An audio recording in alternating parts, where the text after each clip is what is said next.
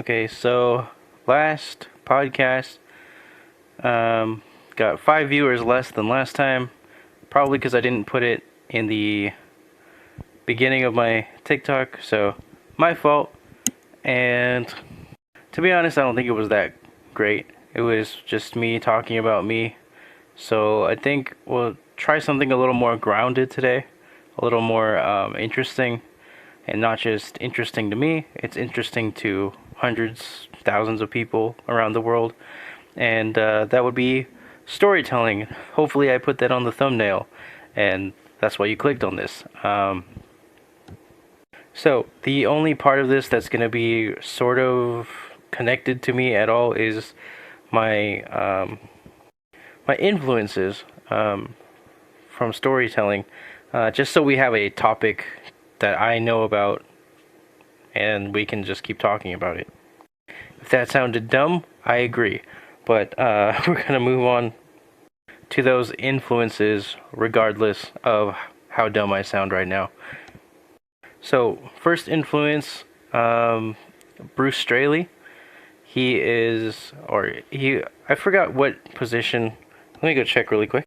So, looks like game director at Naughty Dog for the first game of the Last of Us series, and that is the only game that I appreciate out of the two, unfortunately. But we're not talking about games really, we're talking about story, which would be the style of storytelling that I admire. So we got a look at what Druckmann by himself looks like in Last of Us 2, and that wasn't really my cup of tea, not really my bag. Nothing against Druckmann really. No, I don't have a hate boner for him. But it turns out, the more I researched, the more I found out about the direction of the first game, the more I realized Bruce Straley is the real genius behind some aspects of the game. Like I think probably the interactive parts where you talk into Ellie or Joel optionally, or some of those really good, interesting parts. I think Straley had a part in. I'm not too sure because I didn't watch him develop the game, but that's from what I've been researching, because there's this other game. I was checking out his other works, and it seems like he does a lot of interactive stuff. And I'm not sure if he does sound engineering, but I think he writes down sounds, and it affects the story in a different way. Like I'm pretty sure if I were to ever talk to him, maybe maybe that highway section in the first game where you're almost at the end and you hear clickers echoing throughout the entire tunnel. I feel like that could have been Straley magic. So yeah, his works are really great. Whatever he does, and when I look into it, it turns out that it's like I get more than what I bargained for. Like, was it like it's something called Chained, a Nightmare, a Christmas Nightmare or something. But it's basically like a Christmas Carol, and Bruce Straley worked on the interactive parts of that. And then I saw really cool stuff. Maybe he didn't design the characters or anything, or maybe he didn't even write the story, but it turns out, he's just really great at making you feel something while you're playing. So I think that's his job, and I think he took The Last of Us, the first game, to different heights, and it wasn't just Druckmann. So I think about this, and I try to apply this now to my comic. Doing it currently, and it's going okay. I haven't released the pages yet, so hopefully when they do come out, you'll see not a stark difference, but some subtle differences, because that's kind of Straley's style as well. Is he likes subtleties and nuance, and he likes, making you evoke an emotion while you are participating in the entertainment, while you're getting immersed. And that's what entertainment is. That's what storytelling is. or good storytelling evokes an emotion from you. So, but not, maybe not necessarily all bad emotions all the time, um, like the Last of Us 2 did. But the first game gave you kind of a roller coaster effect of emotions. It was like, okay, we got to get out of here. Something's wrong, and then deep sadness. You feel like you lost someone, and then 20 years later, you're just kind of normal. Life goes on. You still feel lost. You still lost someone you cared about, but now it's 20 years later, and you're trying to survive, live with these other people, and then you get something you don't want to do.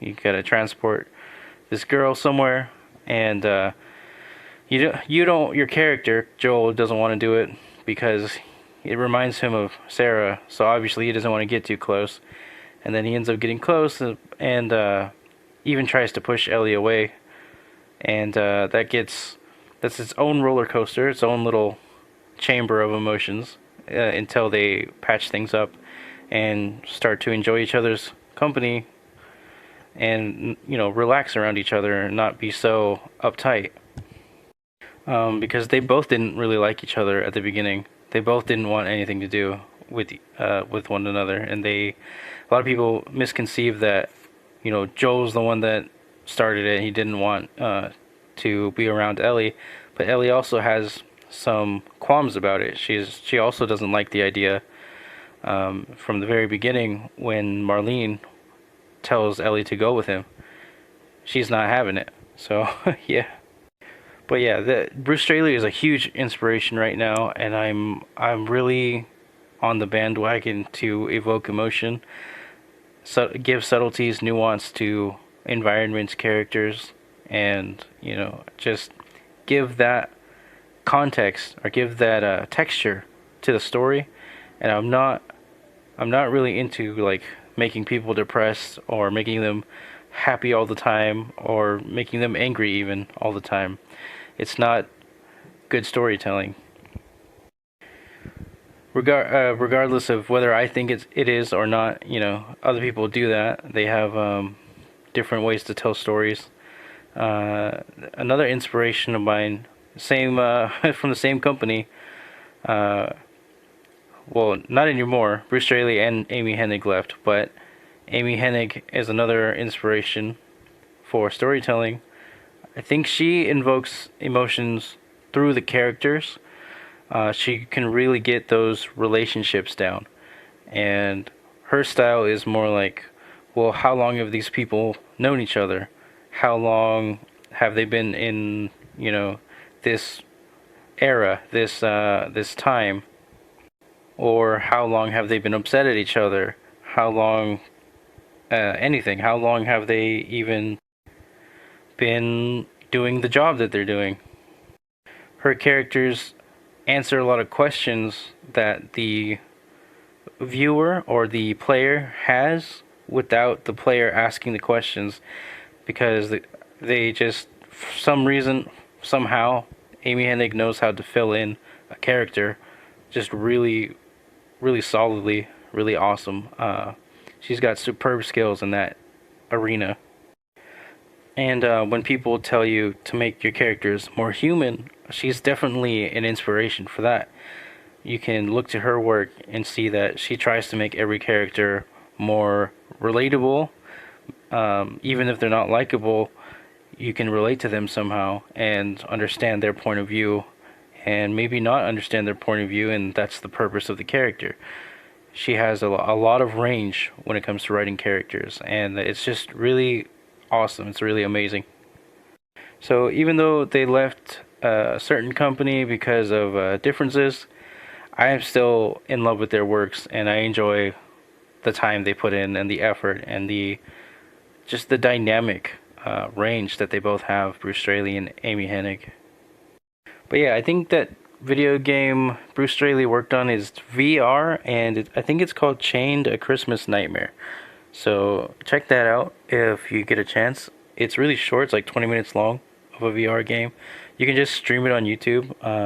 I did with no commentary, so I could hear all the dialogue, and I didn't mind the story, but the nuance and the sounds and the interactive part, those were what impressed me the most. Because it's a VR game, that's what matters in the game. The story is actually okay, but like I said, it's 20 minutes long. You shouldn't expect too much, but it still grabbed my attention. I guess is what I'm trying to say. It gave me a reason to watch, to keep watching, and I loved it. I loved the sound engineering. I loved the interactive parts. I loved the symbolism. There's even symbolism in that 20 minute VR game.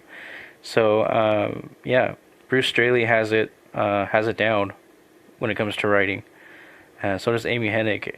I've been watching The Bard's Tale 4. Apparently, she had something to do with that. I was trying to see if she actually got to write anything for it, but I haven't seen a full playthrough yet, so I have to like read the credits. But from what I can see, it seems like her style, but on her wiki it says it was canceled, so that kind of confuses me. But in any case, have a good Sunday. I hope this inspires you to go find your own creators, writers, writing style that you like, and appreciate them and try to learn from them and give them a listen, give them a read, give them a watch, even stream it on YouTube.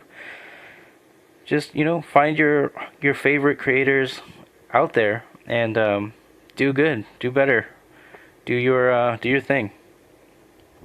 This is Moo from the Sunday Podcast on Fox Phoenix Comics. Out.